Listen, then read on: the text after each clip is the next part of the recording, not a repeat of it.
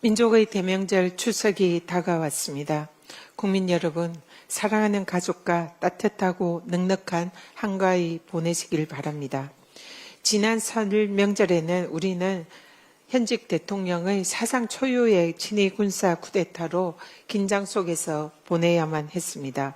주권자의 힘으로 어둠을 걷어내고 국민 주권의 빛을 되찾은 이번 추석은 회복과 통합의 시간이 될 것입니다. 한 해 농사 결실을 앞두고 풍년을 기원하는 한가위에 그동안 숨가쁘게 달려온 이재명 정부의 노력이 행복한 대한민국의 성과로 마무리되기를 기대합니다. 국힘의 밑도 끝도 없는 민주당 종교동원 의혹 제기는 국힘의 통일교 정교 유착 범죄를 덮으려는 물타기입니까? 대통령 부부와 정당 전체가 사이비 종교와 결탁한 국힘의 초대형 정교 유착 게이트에서 시선을 돌리려는 얄팍한 꼼수입니다. 특검 수사로 드러난 통일교 11만 명 입당은 증거가 명확히 드러나고 있는 반면 국힘의 민주당에 대한 의혹 제기는 실체가 없는 음모론적인 망상에 불과합니다. 허위 사실에 기대어서 관계도 없는 총리의 수사 필요성까지 운운하는 송원석 원내대표는 자신의 내란 살인 동조 역대급 망언에 대해서 사과부터 하시기 바랍니다. 조희대 대법원장이 끝내 청문회에 불출석했습니다. 모든 국민은 법 앞에 평등하다는 헌법 조문도 국회법이 보장한 국회의 대법원장 출석 요구 권한도 조희대 대법원장 앞에서는 무용지물이었습니다. 국민주권 찬탈을 시도한 대선 개입 의혹, 입법부의 사법부 견제 기능을 무력화한 조희대 대법원장 국회 불출석이 상권 분립 위반입니다. 파괴입니다.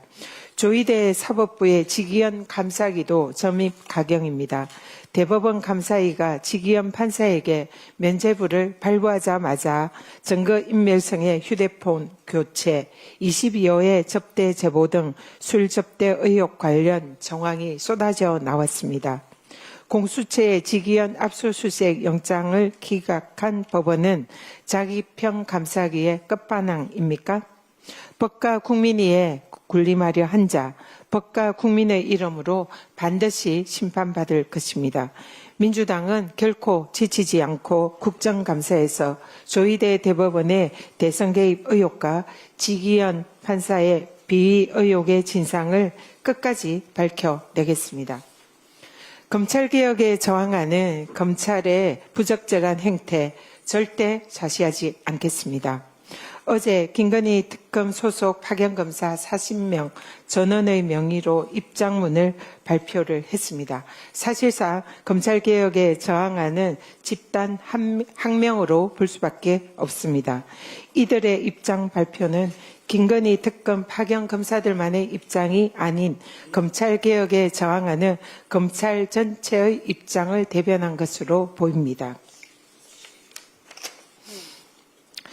공무원인 검찰의 집단행위는 국가공무원법상 정치적 중립과 집단행위 금지 위반으로 형사처벌 대상이나 검사징계법에 따른 징계 사유에 해당됩니다.